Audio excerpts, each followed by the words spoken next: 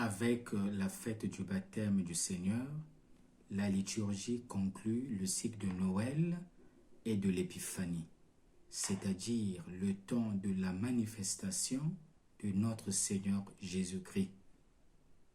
Ce dimanche est vu par la liturgie comme une seconde épiphanie de Jésus, c'est-à-dire la manifestation publique de Jésus. En effet, le baptême constitue le point de départ de la vie publique du Christ. C'est son investiture officielle comme Messie et Sauveur. Comment unir les trois lectures de ce dimanche? Les trois lectures peuvent être unies de la manière suivante. L'Évangile nous rapporte le récit du baptême de Jésus. Ce dernier se révèle comme le serviteur que Dieu soutient, dont nous parle le prophète Isaïe en première lecture. Ce serviteur débute sa mission de salut. Et la deuxième lecture interprète le baptême de Jésus comme une onction consécratoire. Le récit du baptême de Jésus est présent dans les 4 évangiles. Nous sommes sans ignorer que Jésus est l'Emmanuel, c'est-à-dire le Dieu avec nous. Nous pouvons alors nous poser la question suivante. Comment Jésus entre-t-il en scène? Jésus entre en scène en recevant le baptême de pénitence administré par Jean le Baptiste. Le Baptiste ne consent pas à baptiser Jésus. Il exprime son refus en ces termes. C'est moi qui ai besoin d'être baptisé par toi, et c'est toi qui viens à moi.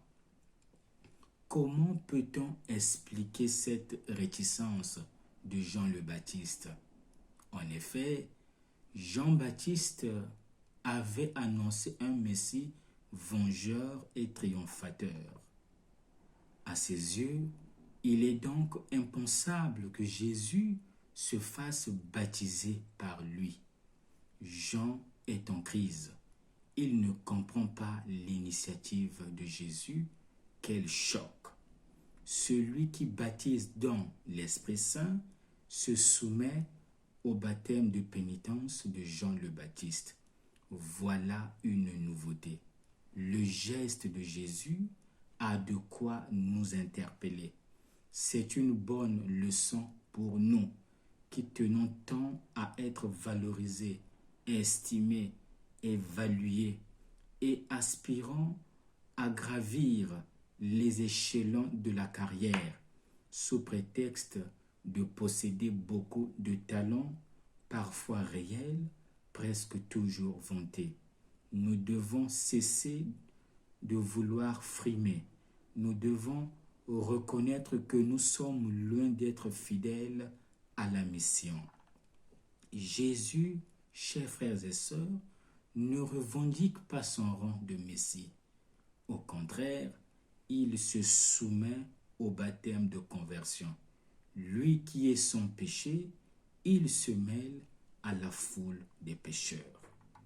Le baptême de Jésus au Jourdain va ainsi constituer en une double rencontre, celle avec les pécheurs repentis et celle avec Dieu que l'Esprit et la Voix désignent comme le vrai Messie et le véritable Fils.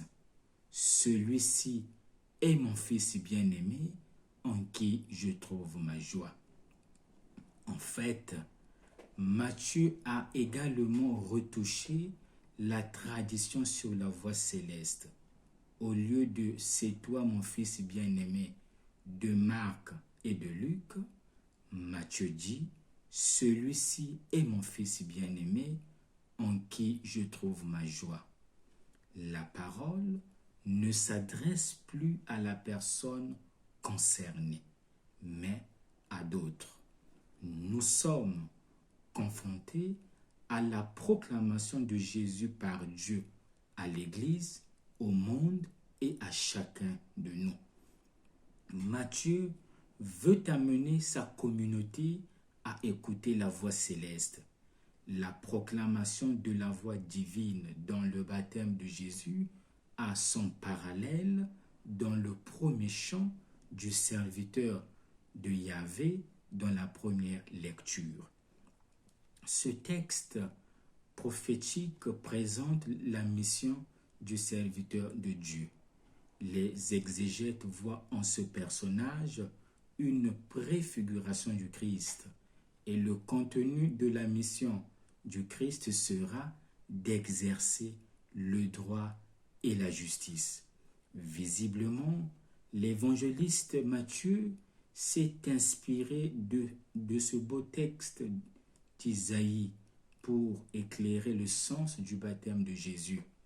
La voix qui vient des cieux cite le premier verset de ce passage, identifiant Jésus de Nazareth au serviteur rêvé par le prophète.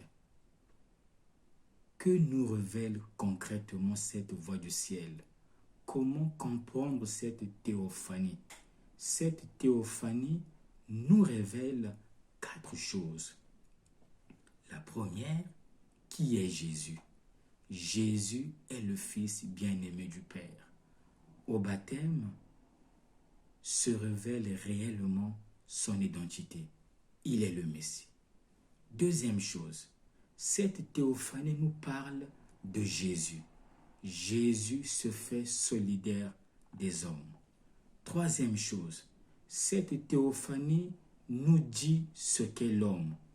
Tout homme est frère de Jésus.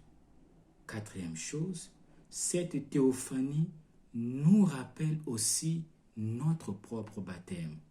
Au jour de notre baptême, l'Esprit Saint est descendu sur nous. Nous fûmes enveloppés par les 3 personnes de la Trinité. Finalement, quelle est la portée du baptême de Jésus? Quelle signification a-t-elle pour nous? Le baptême de Jésus a une triple portée. Portée christologique, trinitaire et ecclésiale. Portée christologique. Dieu confesse Jésus comme son Fils. Portée trinitaire. Dieu a un Fils, Dieu est Père. Enfin, la portée ecclésiale. Pourquoi Jésus va être baptisé par Jean et dans le Jourdain? Parce que le nom de Jean signifie Dieu fait grâce. Et si Jésus est baptisé par Jean dans le Jourdain, c'est pour nous faire grâce. Et en plus, le Jourdain veut dire le descendeur. C'est le fleuve le plus bas du monde. Jésus descend très bas pour nous rejoindre. En remontant des eaux, Jésus inaugure l'Église. Quel est l'enseignement à retenir? Jésus est le Dieu avec nous, l'Emmanuel. En acceptant de se faire baptiser par le Baptiste, Jésus nous implique dans un nous significatif. Dans le baptême de Jésus naît l'Église. Dans notre baptême, notre engagement chrétien commence. Nous avons l'habitude de fêter notre anniversaire. Il serait bon de célébrer aussi notre baptême, ou du moins d'unir cette célébration à celle de l'anniversaire et de donner à la première la place privilégiée qu'elle mérite. L'anniversaire commémore le jour de la naissance à la vie terrestre, qui prendra fin, bien sûr.